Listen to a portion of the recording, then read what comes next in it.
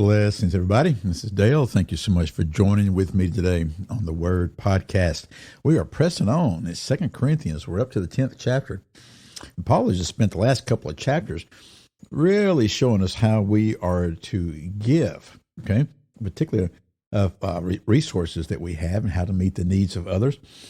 And so if you missed out on all that, go check it out because it really sort of rocks the paradigm of what most of us were raised in and how we're supposed to give. Also, I'm hoping that it'll get some insight into some leadership to where they'll understand how we're supposed to give. And there's no reason for condemning people and doing the things that we do. My goodness. But anyway, he's now moving on to something else. Okay. So watch what happens here. 2 Corinthians chapter 10, verse 1. And remember, it's just a continual thing. There's no chapter division, no verse division. That didn't take place in the middle of the 16th century, I think, some 1,600 years after Paul wrote this.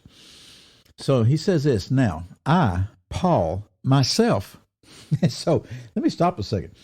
Well, that's sort of definite, isn't it? It doesn't just say, now he doesn't say, now I, Paul. He says, I, Paul, myself. Because remember, he had an entourage, and often he mentioned the people that he's traveling with, Silas and Timothy and things like that. But now he's saying, hey, this is Paul. I, myself, this is me right here. I'm the one about to say what I'm about to say here. He says, now I, Paul, myself, urge you by the meekness and gentleness of Christ. I who am meek when face to face with you, but bold toward you when absent. Okay, so that's the first verse, and you say, well, okay, what's going on here? Well, he's dealing with some issues. Remember, both of these letters that Paul's writing about the church of Corinth, as well as the one we don't have and other ones we don't have. It's a back and forth, and he's receiving reports. He's receiving letters from them. He's had people that have passed through from that church, people that who actually lived there, others who were just going through, had encounters with him. He would hear things. And he's dealing with issues. We saw it all through 1 Corinthians and the same thing here. So he's dealing with some stuff. And he's going to tell a little more about it. But let me tell you what it is from the get-go to where you can see what he's saying right here. He's saying, okay, this is Paul speaking. He urges you. Okay, he's urging them. That's a pretty strong word right there. He said, I'm really urging you by the meekness and gentleness of Christ. So he's saying the things I'm about to say to you, I'm saying this with the gentleness of Christ. I'm really being gentle with you. He said, I want to be gentle with you. But he's saying, I'm being meek also. Urge you by the meekness of Christ. And then in the, what am I reading? New American Standard right here, it's got like a dash. And it says, I who am meek when face to face with you, but bold toward you when absent. In a few verses, he's going to say that is what some are saying about him. Some were saying this, oh yeah, man, he's really bold in those letters, man. He'll rip you apart in the letters right there. But when he's with us, he's just like, his speech is contemptuous. He comes across as being weak, that kind of stuff. He's acknowledging that from the get-go. But he doesn't use the word weak. He uses the word meek, M-E-E-K. We don't use that word a lot. He said, I who am meek when face to face with you, but bold toward you when absent. So he's actually using their terminology and their words in reply here. Meekness is this, and this is so, so, so important for us to understand. Meekness is not weakness. It sounds like it in our English language, but it is not that at all.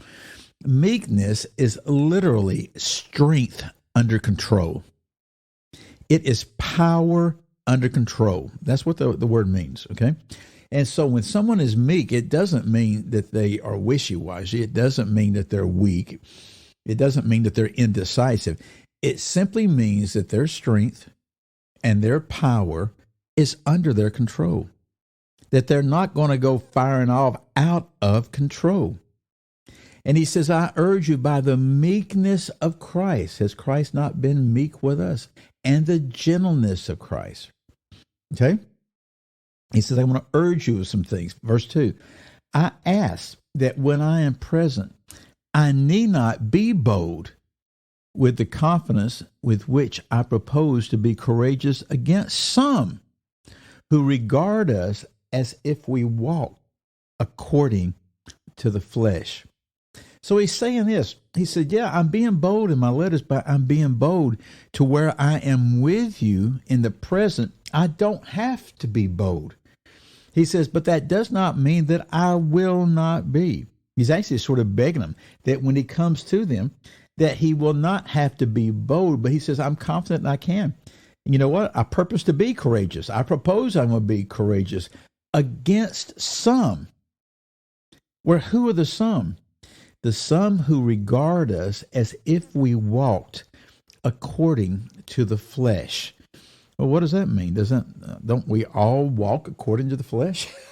Yeah, we all live in the flesh. But it literally means this, that he was being accused of acting out of human motives. He was being accused of acting out of selfish motives even. And he says, they're accusing me of walking according to the flesh. And he says, I will deal with this. Now, this is really interesting because the next 3-4 verses, particularly verse 4 and 5, are very, very well known. But do you know the context? Now we know the context. So let me just read these first 2 verses again, and then we'll read the next 3 verses, and we'll probably have to carry it over to the next episode. Verse 1 again, he says, now I, Paul, myself, urge you by the meekness and gentleness of Christ. Again, not by his own meekness and gentleness, the meekness and gentleness of Christ. I who am meek when face to face with you, but bold toward you when absent. Very much tongue in cheek right there. Okay. Verse 2. I ask that when I am present, I need not be bold with the confidence with which I propose to be courageous against some who regard us as if we walked according to the flesh. Now, what's the accusation? That he's walking according to the flesh, that he's walking based upon human motives. Verse 3, for though we walk in the flesh, we do not war according to the flesh. For the weapons of our warfare are not the flesh, but divinely powerful for the destruction of fortresses. We are destroying speculations and every lofty thing raised up against the knowledge of God. And we are taking every thought captive to the obedience of Christ. And we are ready to punish all disobedience whenever your obedience is complete. Most of us will go, oh, yeah, I've heard that before. And we may actually describe it, oh, those are the verses about spiritual warfare. Well, yeah, in the manner of speaking, and it is. But do you see what he's saying? He's being accused of moving within human motives, within the human flesh, according to the flesh is how he's walking. And he says, no, we do walk in the flesh, but you know what? I don't war according to the flesh. And then he starts describing how he wars, and he's describing what he's going to do and what's going to happen. I mean, at the very end of verse 6, he said, you know, when your obedience is complete, those of y'all who will see and will understand when you're obedient, that's great. He said, I will punish those who are disobedient. Tell you what, we'll stop right here. We'll go back and pick this up next episode. I'll see y'all then. Goodbye.